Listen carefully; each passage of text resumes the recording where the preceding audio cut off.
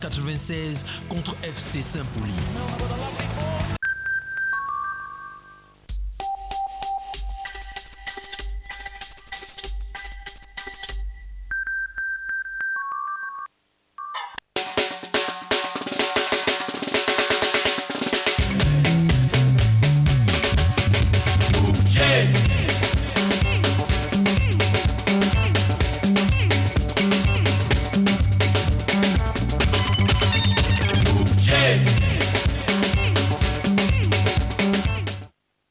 Mesdames, Messieurs, chers téléspectateurs, bonsoir et bienvenue à ce nouveau numéro de Ce Soir ou Jamais. Nous sommes en direct, vous le savez, jusqu'à 19h, c'est le talk show du soir sur STV2. Merci à vous de nous faire confiance, on passera de moments agréables avec des sujets intéressants. On va revenir donc sur cette décision prise par le ministre des Transports publics qui interdit 32 cars de transport et 59 chauffeurs donc, qui sont suspendus. Et on va donc s'intéresser, vous l'avez sans doute compris, au problème de l'insécurité sur nos routes. Nous serons en compagnie d'un expert, ce n'est pas la première fois que nous l'accueillons sur ce plateau. Vous avez une vue de Douala en ce moment, il fait un temps agréable, le soleil est plutôt doux. Ça donne envie de regarder l'émission quand même jusqu'à la fin. Comme deuxième sujet, on va accueillir sur le plateau des artistes musiciens, parce que demain jeudi, au Centre culturel français de Douala, vous aurez un spectacle magnifique, des artistes qui ont choisi de faire dans la recherche, on va dire recherche musicale, marier des sonorités d'ici et d'ailleurs. Et justement, sur le plateau ce soir, mesdames, messieurs, ils vont nous offrir une session live. Vous avez constaté, je suis debout, ça veut dire que je suis prêt à pouvoir danser. Bonsoir Flora Zaviri. Bonsoir Charlotte, bonsoir chers téléspectateurs. Une fois de plus, nous sommes heureux, comme à l'accoutumée, de vous savoir nombreux derrière vos écrans. Charlotte Pélagie, bonsoir, tu vas bien? Je vais très bien, comme d'habitude. Uh-huh. C'est vrai que je ne suis pas aussi radieuse que Flora ce soir, mais j'essaie. Comment ça, tu n'es pas aussi radieuse que Flora ce soir? En plus, elle a fêté son anniversaire il y a 2 jours, mais ça devrait être dans la continuité. L'ambiance n'est pas finie. Il paraît que ça passe très vite. C'est jusqu'à l'année prochaine, mais c'est terminé. C'est bien loin. On va donc, on vous l'a dit aujourd'hui, on va s'intéresser à 2 sujets. On va parler de musique avec des artistes qui ont un style assez particulier, qui font beaucoup de recherches. Ce sont des jeunes, c'est extraordinaire. Et on va également parler de l'insécurité sur nos routes avec ce point qui vient d'être frappé sur la table par, ce coup de poing frappé sur la table par le ministre des Transports. Voilà, donc c'est des sujets intéressants quand même. Ça promet. Ça promet. Voilà, Flora, ça promet, tu penses?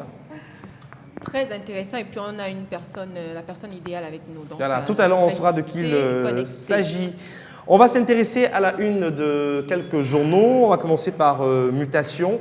Yaoundé, les chantiers du cinquantenaire à l'abandon, les travaux de l'Omnisport et ceux de la place de l'Indépendance se sont inachevés, près de 5 mois après le début des célébrations. Et puis, affaire Olanguena, donc le retour du principal témoin était attendu ce matin. Gilbert Bayoy devrait achever la série de confrontations donc, avec les accusés. Et puis, Coupe d'Afrique des Nations 2012, les Congolais redoutent le choléra. La délégation de la RDC a cependant reçu les assurances de la partie camerounaise pour le match du 9 octobre 2010 du côté de Garoua. On va s'intéresser au messager, le messager justement qui titre sur le sujet, qui fera l'objet de, le sujet qui sera abordé au cours de cette émission. Transport interurbain, 32 cars de transport et 59 chauffeurs suspendus. La liste des agences et des chauffeurs sanctionnés par le ministre des Transports et puis préparatifs du comice agro-pastoral. Ce serait bien qu'on fasse une émission sur le sujet. Des accords entre Femmes et Dongo et Akame Fumu. Seulement 62 millions cotisés par les élites du Sud sur les 400 millions attendus. Les oubliés de la commission Femmes et Dongo. Et puis, opération épervier, la partie civile demande à Fordine Dam de plaider coupable. L'ex-directeur général du chantier naval était une fois de plus devant la barre hier. Ça, c'est la une du messager. On a le Popoli également qui s'intéresse aux accidents de la circulation. Centrale Voyage, Garantie Express, Buca Voyage suspendu. Plusieurs de leurs véhicules interdits de rouler. 18 agences de transport, 14 voitures particulières frappées par Bello Bouba Maïgari, 59 permis de conduire également suspendus. La liste dans ce journal, c'est un sujet qui passionne pratiquement tous les journaux, même à la radio, à la télé. C'est la raison pour laquelle on a choisi d'en parler aujourd'hui. Et puis, Comice Debolova, le Sud-Ouest appelle au boycott. On a le quotidien gouvernemental, Cameroun Tribune, donc quelques sujets à la une. Sanctions pour les transports, bientôt le tour des véhicules administratifs. Le ministère des Transports annonce une liste de 40 CA identifiés pour violation du code de la route et qui feront prochainement donc l'objet de répression. Voilà. Et puis on termine par le jour. On a le jour ce mercredi. Le jour qui titre « Insécurité, Africa Marine Commando revendique l'enlèvement de 6 marins au large de Douala. Les ravisseurs exigent des pourparlers directs avec le président Paul Biya. » Voilà donc ce qu'on pouvait dire au sujet des sujets abordés dans les principaux quotidiens qui paraissent chez nous au Cameroun. Alors Flora, c'est un sujet qui a retenu ton attention ce jour? Moi en fait c'était hier un atelier qui s'est ouvert et qui a pour thème la mortalité néonatale au Cameroun. En fait, il y a une cinquantaine d'experts qui sont venus de plusieurs pays d'Afrique, voilà, pour essayer d'apporter certaines lumières, certains éclaircies à cette situation, parce qu'on a constaté que certaines femmes ne respectaient pas le planning familial.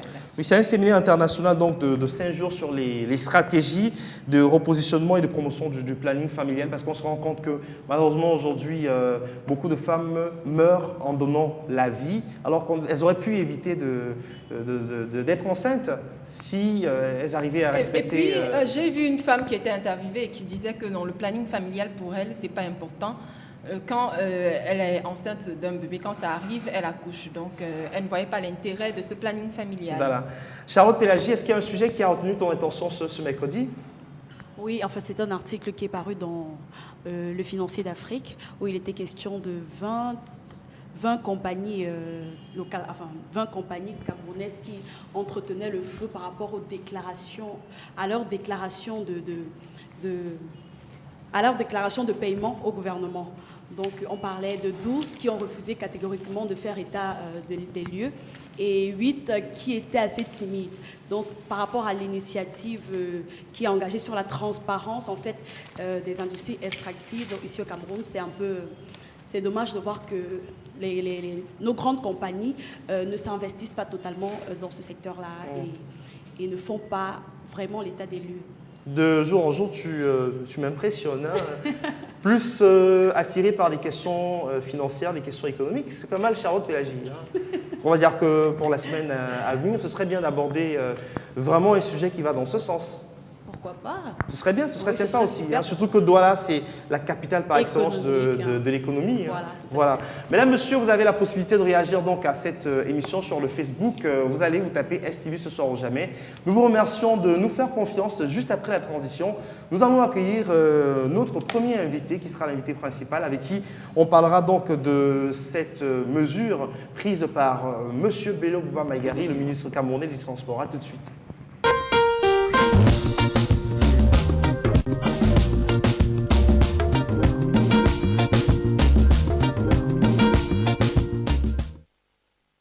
Le portrait de l'invité. Mais ce n'est même pas une première, il est déjà passé ici quand on parlait de l'hécatombe sur le col Yambeta. Je pense que je prononce bien. En fait, en 1990, après avoir reçu un choc en vivant en direct un accident, il décide 2 ans plus tard, avec des amis, de créer une association. C'est Sécu Route. Alors en 2004, ils sont mandatés, l'association est mandatée par l'OMS pour organiser la journée de la santé. Et depuis lors, ils sont sur toutes les réunions et tous les séminaires sur le plan national et international. Alors, il est président exécutif de l'association Sécurroute. Il s'occupe en général de la sécurité routière. Nous sommes en compagnie de Martial Missimikim. Bonsoir, monsieur Missimikim. Bonsoir. Et avec nous sur le plateau, bonsoir Martial Missimikim. Bonsoir. Et merci une fois de plus d'accepter l'invitation de ce soir ou jamais. Hein, c'est un grand plaisir de revenir sur ce plateau, parler d'un sujet aussi préoccupant qui occupe enfin la une de l'actualité nationale. Voilà. Est-ce que, avec cette décision du patron des transports qui est datée du lundi 27 septembre, vous pouvez vous dire que c'est une évolution, c'est une grande évolution dans le combat que vous menez? On se souvient qu'on vous a reçu sur le plateau à la suite de cette hécatombe sur Kony-Yambeta. Ouais. Est-ce que vous pensez que le combat que vous menez aujourd'hui semble être compris par les pouvoirs publics? Je crois que même si nous restons sur notre soif, c'est un signal fort à l'endroit des conducteurs et des patrons des agences de voyage. Parce que vous vous souvenez, au départ, c'était des subventions des compagnies. Et nous avions à son temps déploré le fait que les chauffeurs étaient idem de ces sanctions. Oui. Et ils pouvaient aller trouver du travail ailleurs. Et je pense que là, maintenant, le ministre a tapé à pile poil. Et nous pensons que ces mesures vont quand même influer le comportement. Et nous félicitons le ministère pour cet acte. Et nous restons sur notre soif et nous demandons que le ministère aille plus loin. Voilà, j'aimerais revenir sur la décision du ministre des Transports. Alors, quelles raisons sont mentionnées pour justifier cette décision-là? Oui, la première raison, elle est d'abord conjoncturelle. Vous avez constaté avec moi qu'il y a une flambée des accidents de la route. Donc, par rapport à ça, il fallait une réaction à la dimension des hécatombes. Deuxième chose, le code de la route n'est pas la chose la mieux partagée quand on est dans la circulation. Et pour ce cas précis, le ministre d'État chargé des transports a sanctionné les conducteurs pour excès de vitesse. Et pour l'occasion de rappeler ici à l'attention des usagers de la route que la réglementation stipule que la vitesse au Cameroun doit aller au maximum à 110 km/h. Et ça, c'est pour les races campagnes et dans les agglomérations à 60 km/h. Vous parlez témoin, est-ce que vous pensez que la vitesse qui est pratiquée quand on traverse pour moi va en dessous de 110 km/h? En tout cas, tout à l'heure, pendant votre intervention, on a vu une image d'une rue. Voilà, on a une image de Douala, on se rend compte que la circulation, à votre avis, est-ce qu'ils vont rapidement? Est-ce qu'ils vont... Si on dirait que ça se passe... Alors... Là, vous voulez me faire parler de la sécurité, vous voulez en milieu urbain. C'est deux approches différentes, mais... Tout de gauche, je vais vous dire quand même que sur le boulevard de la Liberté, nous décrions ouvertement les stationnements abusifs. Les gens veulent absolument garer au point où ils veulent aller. Voilà, on a d'ailleurs des images. Voilà, et autre aspect, et non des moindres, les galeries de passage qui sont aménagées pour les piétons sont occupées par les commerces, les marchands ambulants et même les grands magasins qui construisent des étals en matériaux solides et qui obligent les piétons à aller partager la route avec les voitures. Moi, j'allais dire que ce n'est pas nouveau, le cas des hécatombes au Cameroun. Ce n'est pas nouveau, mais pourquoi précisément aujourd'hui le gouvernement frappe fort sur la table pour sanctionner ces compagnies, ces agences de transport? Parce qu'on peut aussi dire que peut-être d'autres personnes peuvent l'interpréter ainsi, que c'est peut-être à cause des élections qui sont l'année prochaine. Ah non. Ou alors, attendez, je n'ai pas fini. Ou alors, que c'est devenu un fait général. Donc, il n'appartient même plus au gouvernement de... Je pense que l'opinion publique y est pour quelque chose. Non. Dans tous les pays au monde, les mesures de sécurité routière sont des mesures très impopulaires, qui ne vont pas dans le sens... Qui ne font pas l'unanimité. Ils ne font pas l'unanimité. Mais si vous suivez très bien l'actualité, depuis l'accident ayant coûté 42 morts à des citoyens, il y a une enquête qui a été instruite par le chef de l'État. En attendant l'application de ces enquêtes, en attendant les mesures qui devaient être associées à ça, il fallait qu'il y ait un signal fort, que la récréation soit terminée.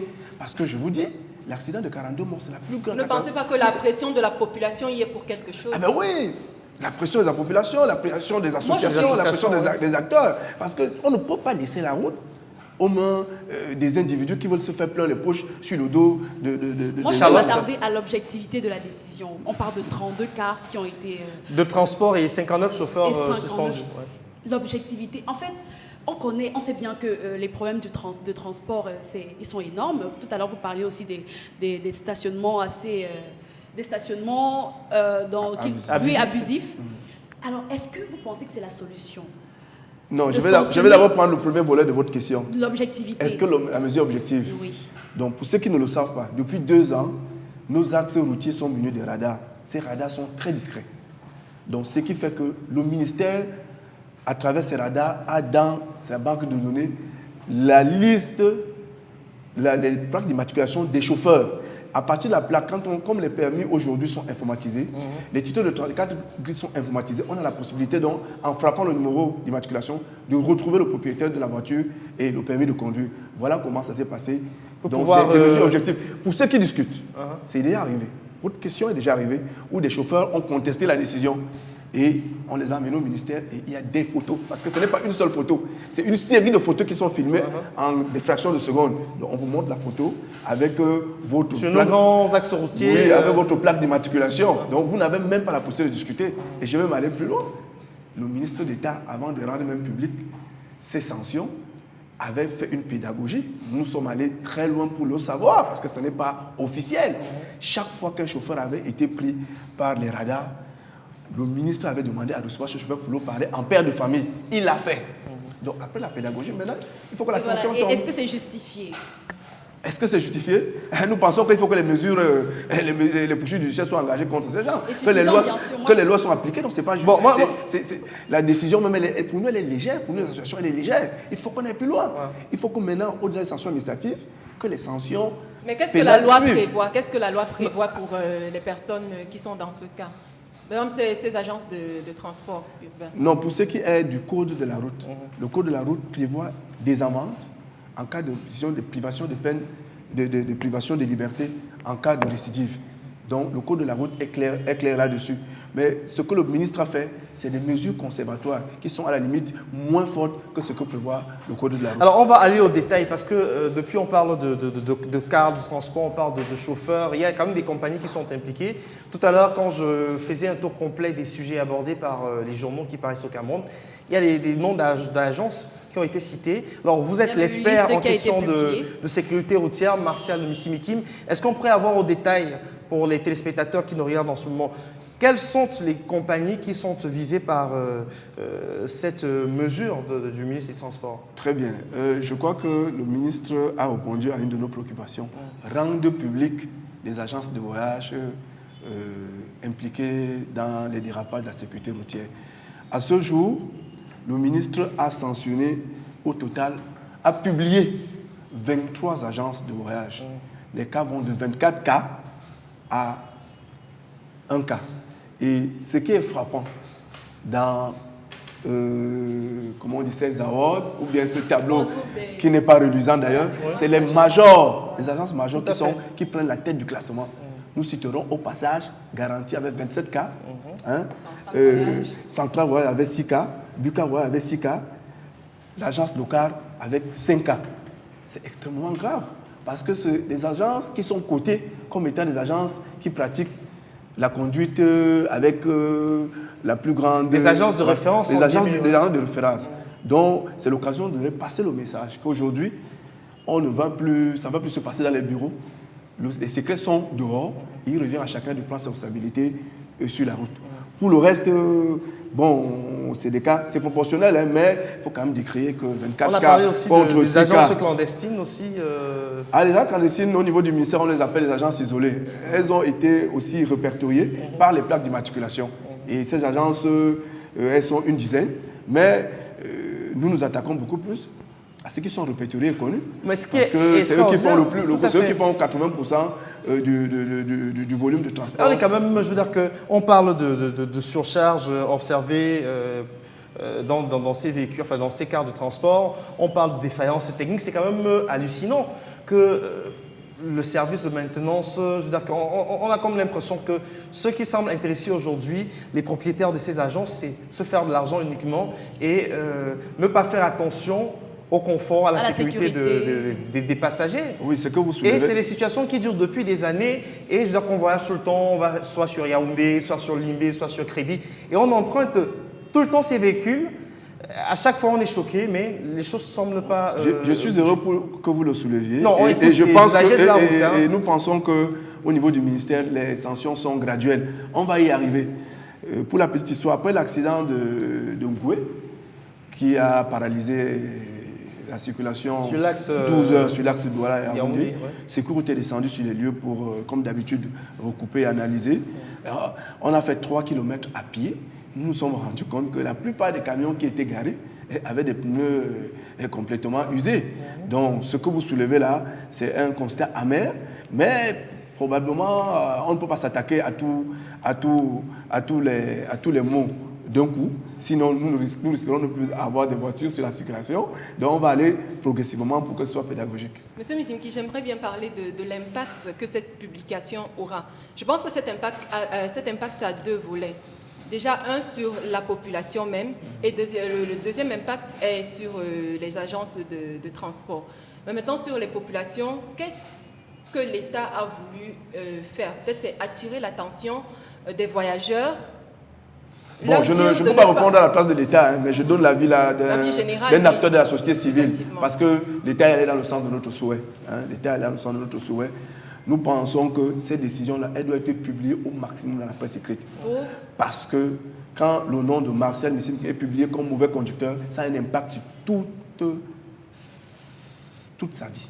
Et vous pensez que ça va freiner Ah ben oui, maintenant quand vous êtes sur la route et que vous savez qu'en cas d'excès de vitesse, votre nom sera publié dans le journal officiel Cameroun Tribune et tous les journaux de la place, je crois que vous faites très attention. Mais il y a quand même un phénomène qu'on observe aussi. Je veux dire qu'on a vu des compagnies comme ça qui ont été suspendues d'activité et qui ont revu le jour sous des noms complètement différents. Alors que tout se passe comme si...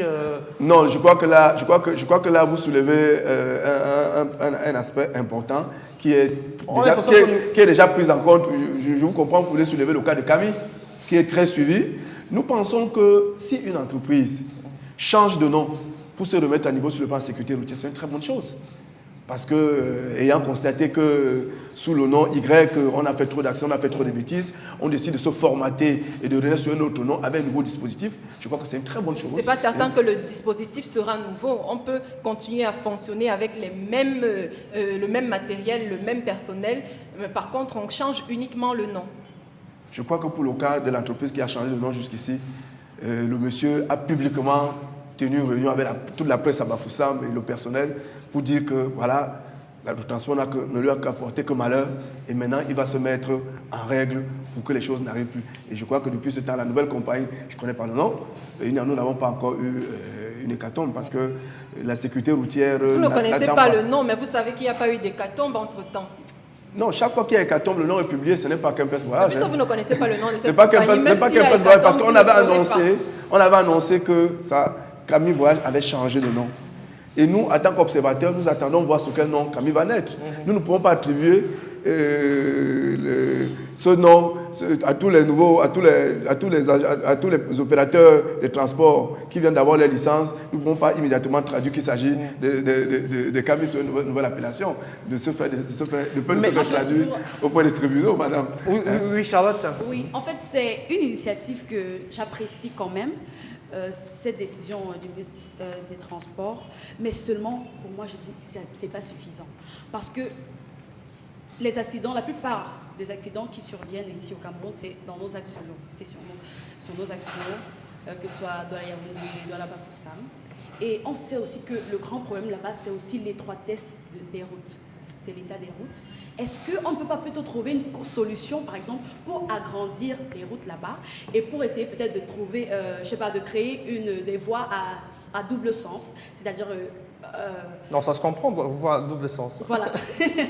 Des voies à double sens que seulement de dire qu'on va pénaliser chaque fois que quelqu'un va faire un excès de vitesse, on va pénaliser parce qu'on sait bien que même si, je sais pas, on ne va pas à chaque fois... il y a des gens, moi je suis sûre qu'il y a des gens qui vont passer à la trappe et qui ne seront même pas toujours sanctionnés. Il y a des gens qui vont esquiver cette mesure-là. Donc est-ce qu'on ne peut pas trouver une alternative qui sera bénéficiée, que je sais pas, la majeure la partie de la population, qui va arranger la majeure partie de la population, en gros c'est ça. Votre propos est pertinent. Je voudrais vous dire que au niveau des comportements humains, les aménagements routiers s'accompagnent régulièrement d'une augmentation du taux d'accident.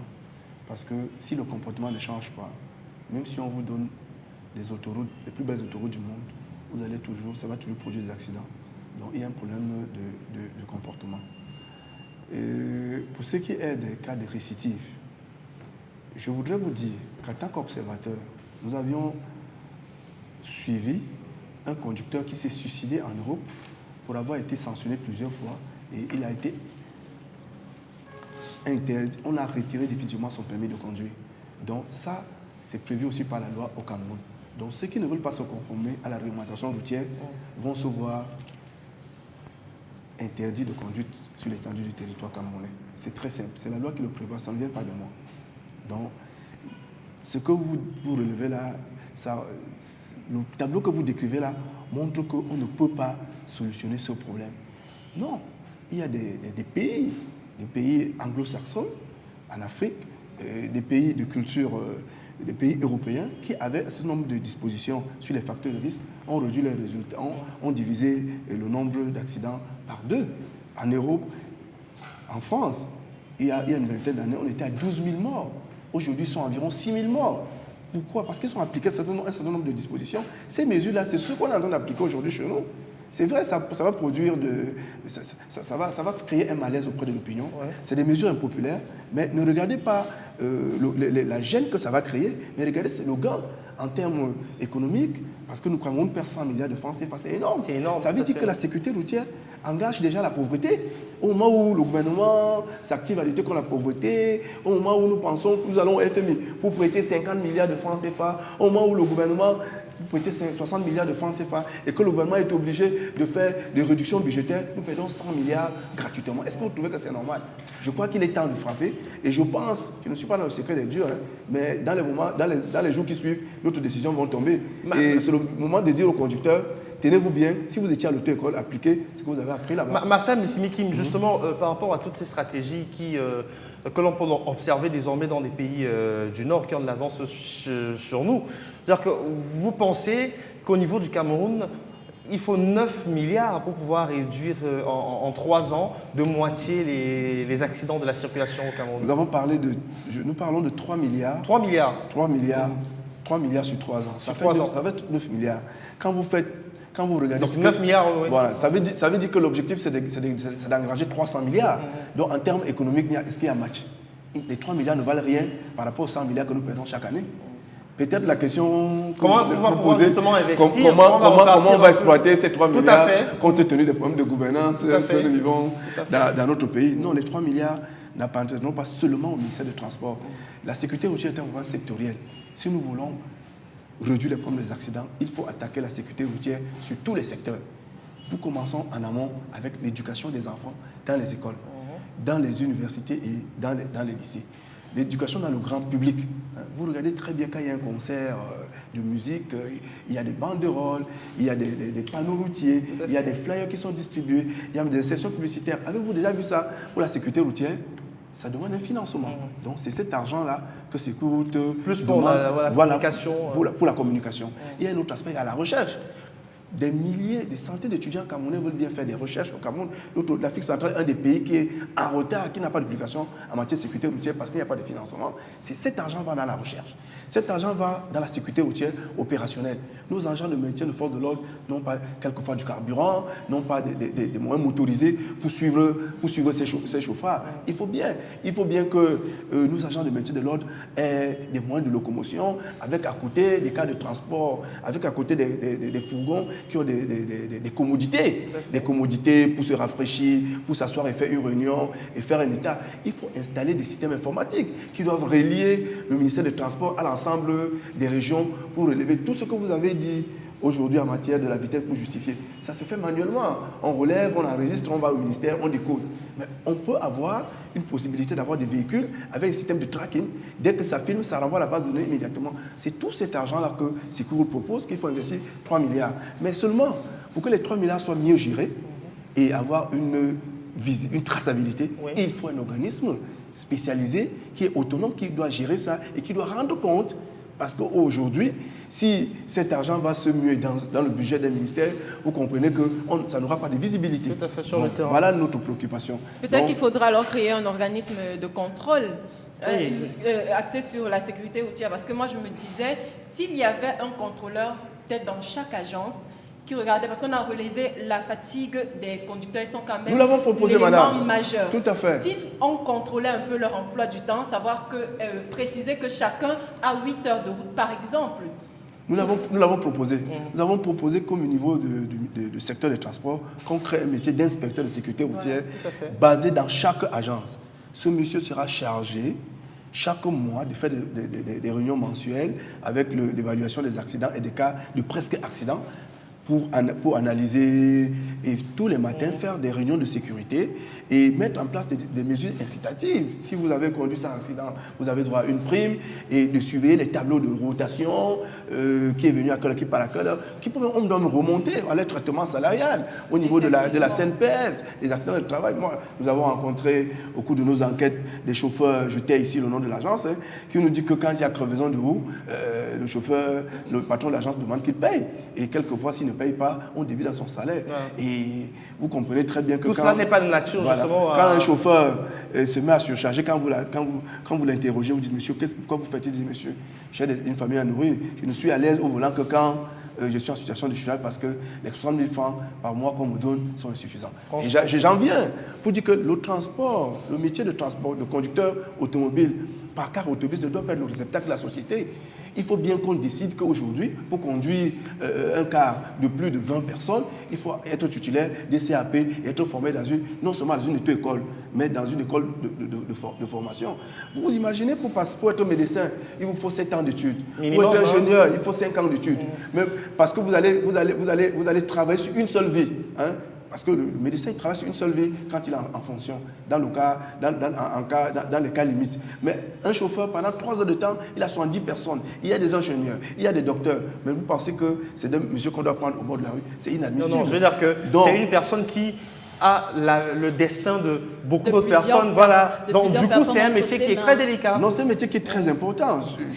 Et il faut qu'on planche dessus, qu'il y ait des refonds pour restructurer ce métier et qu'on arrive même à définir les plages des salaires. Parce que tout ça, c'est un tout. Il ne s'agit pas de... Essayer d'harmoniser une grille de salaire au niveau du secteur pour ce qui est des chauffeurs de... Je crois que ce que je dis pour les transporteurs, c'est une vue de l'esprit, mais on va y arriver. Finalement, la sécurité routière, c'est un problème qui se situe à plusieurs niveaux. Oui, bien sûr. Tout à fait. Il faut une approche sectorielle, il faut une approche systémique, ça englobe tout. Et c'est pour cela qu'un seul ministère ou une association ne peut pas gérer ce problème. Il faut un organisme. D'ailleurs, des pays comme la Côte d'Ivoire, le Bénin, pour le cas des pays francophones, de même niveau, nous avons un organisme spécialisé et qui travaille depuis des années. Donc... En tout cas, on retient donc qu'il y a une décision du patron des transports au Cameroun, Bello Bouba Magari, qui est datée donc du lundi 27 septembre 2010, qui suspend donc pour une durée d'1 mois des cartes de transport public appartenant à certaines agences et des permis de conduire. 1 mois, bon, enfin, je pense que c'est peut-être un début, mais... Ce n'est pas la durée qui fait la sanction. C'est le fait que la sanction, la décision soit rendue publique et que les noms circulent dans tous les médias. Voilà. Je crois que ça va avoir un impact et les noms des compagnies. Et nous disons au ministre un seul mot, continue. Ça va peut-être créer une psychose aussi finalement. Allez, on va poursuivre avec ce sujet dans un petit moment, mesdames, messieurs. Je rappelle que nous sommes en compagnie de Martial Missimikim, qui est expert donc en question de sécurité routière.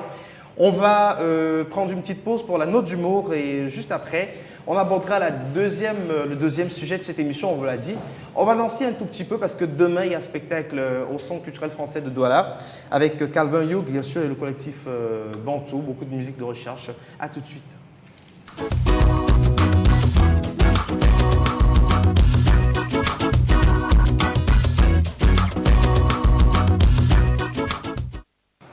Retour sur le plateau, la note d'humour, je crois qu'on ne va pas s'écarter de Voilà, c'est dans la continuité du sujet que nous sommes en train d'aborder. Le Popoli titre « Accident de la circulation, Centrale Voyage, Garantie Express, Buca Voyage, 3 points de suspension, suspendus. Plusieurs de leurs véhicules interdits de rouler, 18 agences de transport, 14 voitures particulières frappées par Bello Bouba, 59 permis de conduire également suspendus. La liste dans ce journal. Alors, nous avons le ministre des Transports qui est sur l'axe route, l'axe lourd. Il est armé. Kalachnikov, là. Voilà, je ne sais pas, mais c'est quand même une arme lourde. Hein. On ne va pas dire que c'est une arme de destruction massive. Qui sait? Commençons à charger. National numéro 1, Douala Yaoundé. Alors, on a un camion qui arrive. Donc, c'est la note d'humour de ce jour. Voilà, donc Marcel Missimikim, on voit un ministre qui est plutôt très engagé, prêt en découdre avec toutes ces personnes qui mettent malheureusement en danger la vie des Camerounais. Ouais, ce qui me réjouit, c'est que le ministre d'État Bello Bouba à l'étoffe pour mettre hors état de toutes les pressions qui peuvent s'exercer sur lui par rapport à ces décisions. Il était bien. C'est une grosse pointure. Voilà. Je crois qu'il a les moyens de sa politique. Voilà, donc on va... Charlotte, peut-être tu avais une réaction par rapport à la caricature. Tu as vu le ministre super engagé quand même. Hein, Très engagé. dans sa gandoura avec une arme comme ça pour lutter. C'est la nationale numéro 3. Hein. Voilà. La nationale numéro 3. Pour lutter contre l'insécurité routière. Voilà, d'ailleurs, il a commencé à prendre des mesures, donc c'est un peu dans cette lignée-là que cette caricature a été produite. Donc, on loue ces initiatives. C'est un bon début, mais ce n'est pas suffisant, mais c'est déjà un bon début. Mais là, monsieur, vous pouvez, je ne dirais jamais assez, réagir donc à tous les sujets qui sont abordés sur ce plateau. Allez sur le Facebook, vous tapez STV ce soir ou jamais. On sera un plaisir donc de pouvoir partager avec les autres aussi vos réactions. N'hésitez pas, vous pouvez le faire maintenant. Allez sur le Facebook, vous tapez STV ce soir ou jamais. Nos deuxièmes invités, Flora. Nos deuxièmes invités, comme tu l'as dit, font partie du collectif Bantou. Alors, on a Calvin Youk et Serge Epo. Calvin Youk, c'est qui? C'est un batteur percussionniste africain qui travaille dans la restauration des musiques et instruments traditionnels bantou. Ils seront en notre compagnie pour la deuxième partie de cette émission et restez des nôtres parce que ça va décoller en musique. Voilà, donc on va les accueillir en direct. Ils arrivent en direct sur le plateau. Vous les verrez arriver avec leurs instruments, une guitare, des percussions également. On va leur donner le temps de s'installer. Ça fait penser au djembé. Voilà, on leur donne le temps de s'installer. Mesdames, messieurs, c'est en direct que ça se passe. Calvin Youk et le collectif Bantou, donc en concert demain, jeudi 30 septembre 2010, à partir de 20h au Centre culturel français de Douala, avec bien sûr du beau monde autour. Bonsoir, vous avez le microphone devant vous? Bonsoir Calvin. Bonsoir Eric, bonsoir à tout le monde sur le plateau. Flora, Charlotte, Monsieur Missimikim. Serge Epo, bonsoir. Bonsoir à tout le monde, bonsoir aux téléspectateurs. On est heureux de vous accueillir. Vous êtes là pour nous parler de votre actualité musicale. Vous serez en spectacle demain. Ça, je veux dire que c'est la grosse actualité musicale de cette semaine au niveau de la région du littoral, on va le dire comme ça. Ah ben, tout à fait. Avant de commencer, je pense que je vais d'abord dire que c'est pour moi un insigne honneur d'être ici ce soir sur la STV. Voilà, et demain, c'est vraiment la grande soirée du collectif Bantou en spectacle au Centre culturel français où on va mettre un peu d'artifice sur les couleurs sonores que nous allons présenter à tous les diélés, quoi. Voilà, quoi. On va peut-être revenir sur le parcours du collectif Bantou parce qu'il y en a qui nous regardent en ce moment et qui vous découvrent peut-être à peine. Je ne sais pas si Marcel Missimikim a eu l'occasion déjà de vous voir en spectacle ou il découvre sur le plateau. Non, je découvre sur le plateau. D'accord. En toute honnêteté, j'ai vu sur Facebook. Ah d'accord, parce qu'eux également, ils communiquent également sur Facebook. Ouais, sur Facebook. Voilà, finalement, on va dire qu'on vit à l'heure de la modernité. On va revenir sur le parcours du collectif Bantou. Qu'est-ce que c'est exactement le collectif Bantou? Ça fait combien de temps que le groupe existe? Et qu'est-ce que vous faites comme musique? C'est vrai qu'au départ, je disais, c'est beaucoup de musique de recherche, mais concrètement, qu'est-ce que vous proposez comme projet musical? En fait, ce qu'on fait, c'est un peu des couleurs sonores, des ballades africaines qu'on essaie de remettre au goût du jour, à la rencontre de cette autre réalité, quoi, de la modernité. Voilà, c'est un ensemble de ballades revues et corrigées, comme dirait quelqu'un, remâchées sous d'autres auspices, quoi, qu'on appelle jazz bantou. Oui. Voilà. Serge Epo? Oui, je vais juste ajouter que ne pensez pas, ne faites pas trop abstraction en vous disant que ce sera une musique abstraite. Bon, c'est des rythmes de chez nous. Voilà. Pourquoi? Parce que nous pensons que le jazz, il vient d'ici. Et on a parfois tort d'appeler la musique des autres le jazz. Et donc, chez nous également, nous avons du jazz, donc cette complexité parfois rythmique qui fait que notre musique également a beaucoup de valeur. Donc, en fait, le jazz, c'est une musique d'inspiration africaine. Hein, parce voilà, que, exactement. Ça s'intéresse un peu à l'histoire des Noirs partis d'Afrique, des esclaves, des musiques aussi qui ont vu le jour, le jazz. Moi, j'ai l'impression aujourd'hui qu'on assiste à un certain retour aux sources.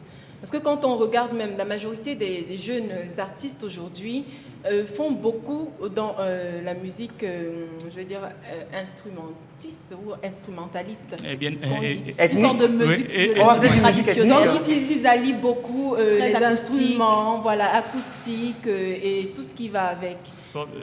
On est vraiment content d'être déjà là parce que avant c'était un risque, vraiment un gros risque de le prendre. Et en fait, au final, je voulais vous demander pourquoi avoir choisi ce type de Je pense que déjà nous sommes à l'ère de la mondialisation, ça s'est dit. Et qu'est-ce que cela implique, le fait que nous soyons à l'ère de la mondialisation? Ça implique un renouveau du donner et du recevoir. Et on ne peut donner que ce qu'on a, quoi. Je pense que pour les Africains que nous sommes et les Bantous, ce que nous proposons dans ce grand marché, dans cette grande rencontre, c'est la musique de chez nous, quoi. Le jazz qui vient directement de chez les Bantous. Mais quelle est votre cible? Quelle est votre cible? Bon, elle est internationale, tout le monde est interpellé dans ce que je voulais dire, c'est qu'à chaque fois, quand même, on est surpris que ce soit des jeunes qui se lancent dans la valorisation des musiques patrimoniales. Parce que, bon, enfin, les jeunes aujourd'hui sont plus musique urbaine, hip-hop, musique populaire. Mais vous choisissez de faire du jazz en y rajoutant des sonorités. On parle de tam-tam, de maracas, du nuvette. Il faut comprendre que ça, c'est à la base. Donc, ça veut dire qu'à la base de cette musique, vous verrez nos sonorités à nous. Et puis après, maintenant, parce qu'il faut aller à la rencontre de l'autre, il faut utiliser l'instrument moderne également. Mais à notre façon, parce que vous n'allez jamais jouer la basse comme Victor Houten, vous n'allez jamais jouer du saxophone comme Charlie Parker, mais il faut pouvoir, dans ces instruments modernes, imprimer notre nature à nous. Voilà, donc ça, c'est ce que nous disons, c'est ce qu'il disait tout à l'heure quand il disait que nous ne pouvons donner que ce que nous avons, avec même l'instrument du blanc. Excusez de dire ça comme ça, avec l'instrument moderne, nous pouvons mettre notre empreinte à nous et c'est ce que nous allons vivre demain. Calvin Hughes, ce serait peut-être bien de signaler aux téléspectateurs qu'en 2006, vous avez participé à une résidence artistique à la Cité des Arts de Paris, une résidence artistique internationale, c'était la première fois? Oui, là c'était la première fois. Voilà. Bon, il y a eu d'autres fois où on a fait des ateliers et tout, à Paris, à Rouen, à Marseille, à Lille, etc. Bon, mais je pense que ça a été une récompense d'un certain nombre de travaux déjà réalisés sur place, quoi. Voilà, ça veut dire que la réalisation du groupe Estime, la réalisation d'Yvette Bassega, la réalisation du concept Conte Musique Bantou, instauré au Centre culturel français de 2003 à nos jours, quoi. Donc je pense que ça a été pour moi une récompense, quoi, qui m'a permis d'aller un peu sous d'autres cieux, faire la rencontre et expérimenter d'autres choses, quoi. Alors, Marcel Missimikim, vous dites, mais ces jeunes, ils sont impressionnants dans leur démarche finalement. Parce que tout à l'heure, je vous ai vu secouer la tête. Ça voulait dire quoi? Ça voulait dire que, bon, enfin, ils ne sont pas très sérieux ou alors... Non, tout simplement, je suis très impressionné par l'interprétation, la lecture, hein, la littérature qui se développe autour de la musique. Vous savez, c'est une profession qui est considérée au Cameroun comme une profession pour ceux qui n'ont pas réussi. Et quand j'entends le développement intellectuel, l'approche de ce qu'ils font, la lecture, et vraiment immédiatement, je serai le premier demain au Centre culturel français. On parlait tout à l'heure, il parlait tout à l'heure aujourd'hui, le monde est devenu un village planétaire, c'est-à-dire que c'est un espace donné et de recevoir. Je pense que ça pourrait également faire tache d'huile au niveau de tout ce qui est fait dans le sens de la sécurité sur nos routes. On parlait des exemples qui viennent des pays anglo-saxons, quand même, où on a pu résoudre l'équation de l'insécurité routière. Tout à fait, nous sommes outillés. Hein. Le portrait de Séguro tout à l'heure disait bien que nous avons déjà pratiquement fait le tour du monde. Nous sommes outillés, nous avons l'expérience vécue ailleurs. Et je pense qu'aujourd'hui, le monde, c'est un village. Tout ce qui se fait, quel que soit le secteur, il y a un échange. Mais seulement chaque pays, chaque zone doit exploiter, doit appliquer les expériences des autres en adaptant dans son environnement pour avoir les résultats adaptés. Parce que si nous décidons aujourd'hui d'instaurer le permis à point au Cameroun, vous voyez très bien que la liste des 52 sera largement dépassée. Donc nous devons copier. Et par exemple, au Ghana, les ralentisseurs ont permis de réduire les accidents de moitié. Tout à fait. Parce que les mesures infrastructurelles ont des résultats immédiats par rapport aux campagnes de sensibilisation qui sont liées au comportement. Et J'estime que la réussite de Richard Bona, Henri Ducongue et Etienne Mbappé montre bien qu'en s'adossant sur une musique, sur une culture externe, on peut vendre très bien la musique de chez nous. Alors, dites-nous, en tant qu'artiste, est-ce que des problématiques telles que l'insécurité routière aussi vous inspirent? Oui, je pense que ça nous inspire. Rapprochez le microphone qu'on puisse Je pense que ça nous inspire, quoi. Bon, et... Parce que vous êtes tout le temps parti, vous êtes tout le temps sur les routes du Cameroun pour des concerts. Et tout. En plus, je pense que depuis un certain temps, en fait, je profite de cette occasion pour remercier un peu le ministère qui, depuis un certain temps, on l'a tous constaté. On a vu des radars sur l'axe lourd, ce qui nous a beaucoup fait plaisir, quoi, de savoir que enfin, il y a déjà une volonté qui commence à se mettre sur pied. Peut-être qu'on va assister à d'autres clips engagés, quoi. C'est l'occasion d'écrire une chanson sur la sécurité routière. Ça viendra avec oui, parce que finalement, je crois que ça ferait plaisir. Avec des routes, disons-le, avec des routes qui commencent à s'agrandir en plus. Juste un peu, mais c'est vrai qu'elles auraient pu s'agrandir encore un peu plus. Mais déjà, du côté de Yaoundé, j'espère que ça va arriver à Douala. On espère aussi. Petit à petit, l'oiseau fait son nid. Elle va tout lentement, mais je crois qu'elle va sûrement. Oui, vous me permettez allez-y, Marcel, d'éclairer les préoccupations de ces Vous êtes l'expert, donc n'hésitez pas. Je crois que c'est l'interrogation de tous les la route sur l'axe de Yaoundé. Je voudrais dire que les travaux qui sont en train de s'opérer en ce moment sur l'axe de Yaoundé, c'est des travaux de sécurisation. Les zones qui ont été agrandies, c'est des zones... on a constaté que sur ces sections de route, c'est la largeur de la route qui produisait les accidents. Et on a décidé de les agrandir et de mettre des séparateurs pour diviser la circulation. Et pour le reste des camps entre Douala et Yaoundé, il y a eu remise à niveau de la signalisation, le tracé au sol et la mise en place des panneaux. Je crois que les travaux là vont s'arrêter à ce niveau. Maintenant, il y a une phase terminale qui concernera la sensibilisation qui va être engagée, j'espère bien. Et voilà, entre-temps, quand même, cela empêche que les mesures qui ont été annoncées, l'autoroute, on l'attend toujours. Hein. Mais nous voilà. pensons les travaux qui sont faits, c'est des travaux de routine. Il a agrandi un peu plus dans tout le secteur parce que après, quand vous allez l'aider jusqu'à Boumniébin, c'est pas vraiment grand. Hein. Parce que si on se réfère aux accidents récents, il faudrait aussi revoir l'axe au niveau de Dédéa, au niveau de Pouma, où il y a eu les derniers accidents. Tout à fait. Voilà. Pourquoi vous relevez Pouma et Déa? Moi, j'ai vécu personnellement un accident là. Il veut peut-être partager. Martial, on revient à vous dans un moment. Peut-être qu'il veut partager son expérience. J'ai vécu personnellement un accident là. Je crois que je me rendais à Yaoundé pour la célébration des cinquantenaires. Alors là, nous avons vécu un accident. Je crois que j'ai pris quelques photos dans mon appareil. Peut-être c'est pas bien visible, mais là, j'ai été choqué parce que les 3 personnes qui étaient dans le camion n'avaient plus de membres, quoi. Complètement bousillé. Alors j'ai eu des sueurs froides. J'ai du mal quand je passe dans mon appareil photo, je passe rapidement sur cette image. Mais vous les conservez quand même? Oui, je les conserve parce qu'on ne sait jamais. Ça vous rappelle que la rue... Justement, au carrefour de Pouma. Marcel, ils vont envoyer ça à la banque de données de sécurité. Mais je crois que la communauté artistique a été touchée par les accidents. Hein. Bien sûr. À titre d'indication, vous avez Jean Le Sapin, qui est mort sur la Yaoundé soir. Il y a des années un peu plus loin, un des artistes qui était très brillant, qui n'avait Baby Black qui n'avait sorti un seul album, qui est mort sur une mort qui vraiment a choqué. Et récemment, le manager d'Erico qui est resté, Erico qui a eu beaucoup plus de chance. Je crois que personne n'est épargné. Hein. Sur le monde des intellectuels, il y a beaucoup de noms. Aujourd'hui, nous sommes en train de constituer un site. Sur notre site, nous allons constituer un mémorial. Les photos des victimes d'accidents, nous allons demander aux familles de les envoyer là-bas. Les images des accidents, il ne faut pas les occulter, hein, parce que c'est ça qui fait la sensibilisation. Il faut les regarder.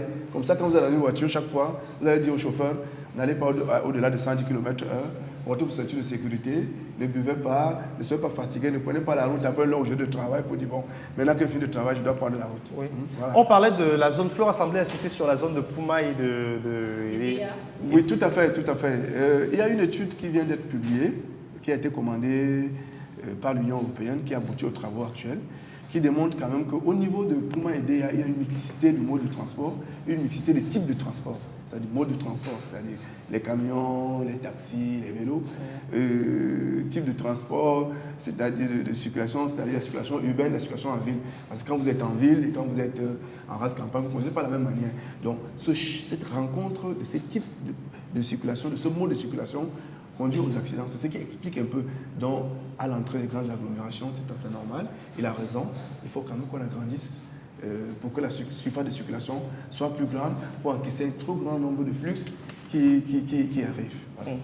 Voilà, on va donner la possibilité à nos artistes de se produire. Mesdames, messieurs, on vous l'a dit, ce soir, ça se passe en live. Et vous savez, le live, on affectionne particulièrement parce que le live arrive à dégager beaucoup d'émotions. Je veux dire qu'avec le live, on se sent tellement bien. On va donner la possibilité à nos musiciens, Calvin Youg et Serge Epor du collectif Bantou de s'installer. Moi, je suis debout depuis le début de l'émission. Peut-être c'est le moment de t'asseoir un peu, Eric. Non, ce n'est pas le moment de m'asseoir, c'est le moment de pouvoir danser un tout petit peu. On va souffler parce que le sujet qu'on aborde est suffisamment grave. On parle de sécurité routière, d'accidents de la circulation, ça ne fait pas toujours plaisir. Mesdames, Messieurs, on vous rappelle, vous avez la possibilité de réagir sur le Facebook STV ce soir ou jamais. Laissez vos commentaires, vos messages sympathiques, vos coups de gueule également, il n'y a pas de souci. Donc on prend tout. Donc, vos coups de cœur, vos coups de gueule, n'hésitez surtout pas à laisser nous vos messages. Et on sera un plaisir donc de réagir. Dans un petit moment, vous serez en compagnie de Calvin Youg, Serge Epor du collectif Bantou pour cette première session. Et de Flora, elle va faire partie du collectif Bantou. Ah bon, tu vas danser aujourd'hui? Je vais prester elle avec était très crispée depuis le début de l'émission. Mais voilà, le visage est descendu. Je voulais mentionner ça tout à l'heure, mais je me suis réservé. Mais là, je suis obligé de lâcher. Ah, mais voilà. C'est vraiment nouveau, je savais. Non, mais parce qu'on parlait d'un fait quand même. On abordait un thème vraiment très grave. Non, mais enfin, donc, le thème est grave. Sérieux, j'étais juste sérieuse. Voilà. Je connais Flora moins dégagée, donc si aujourd'hui elle se lâche, c'est que c'est nouveau. Hein. C'est pas son anniversaire par hasard? Ah, Charlotte. C'est pas son anniversaire par hasard. Ça prouve que tu ne me connais pas bien. Hein. Il va falloir se renseigner. Alors, les musiciens vont s'installer. Vous le savez, le live prend un petit temps, le temps de pouvoir accorder les notes et tout ça. Voilà, donc on va le dire comme ça. Vous allez pouvoir assister, avoir un petit aperçu du spectacle qui vous sera proposé demain avec le collectif Bantou. Mesdames, Messieurs, profitez du spectacle. Moi, je suis debout, je vais danser un tout petit peu, ça te fait de mal à personne. Charlotte, tu ne voudrais pas venir m'accompagner sur la danse un peu Non, ça, c'est en solo qu'on danse.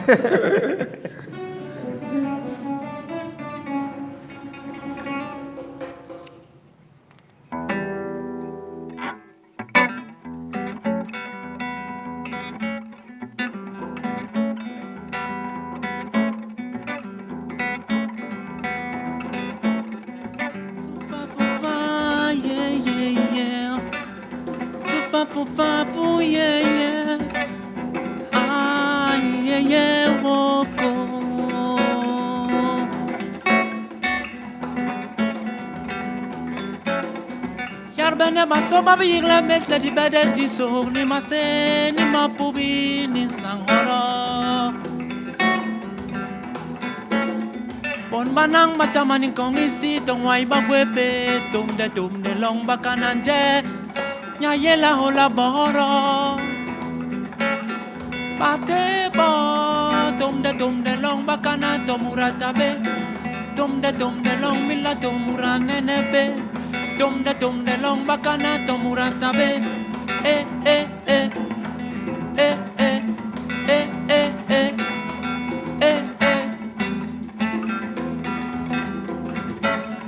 ba mangeni mabamunu kobate ba salmoyo bamunu kobate ba making mambong mabangun ko bate tike ayeyeke ayeyeke ayeyeke ayeyeke ayeyeke ayeyeke ayo ayeyeke ayeyeke yeah.